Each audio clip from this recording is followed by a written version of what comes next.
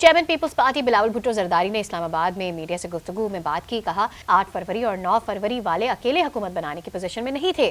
امید ہے شہید ذوالفقار علی بھٹو کو انصاف ملے گا. عدلیہ خود پر لگے داغ دھوئیں گی. الوی صاحب اب اگلے ہفتے کے بعد وہ ہمارے ڈانس سنبھال سکیں گے.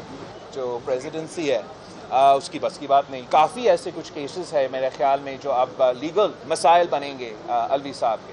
آئین کو توڑتے ہوئے یہ اپنا فرض نہیں نبھا رہا ہے. وہ عدم اعتماد کے وقت آئین توڑنے والا مقدمہ ہوگا. اسمبلی کو نہیں بلایا تو وہ بھی ایک اور مقدمہ ہوگا. فیبری 8 والے فیبری 9 والے جو بھی ہو, کسی بھی سچویشن میں وہ اکیلا حکومت بنانے کے پوزیشن میں نہیں تھے. انہوں نے خود یہ فیصلہ کیا کہ ہم سے بات نہیں کریں. تو پھر ہمارے پاس یہی آپشن ہے. جب تک سیاستدان ایک دوسرے کی عزت نہیں کریں گے تب تک آپ یہ امید نہ رکھیں کہ کوئی اور ادارہ آپ کا عزت کریں گے. اسٹار نیوز جیو پاکستان کے لیے.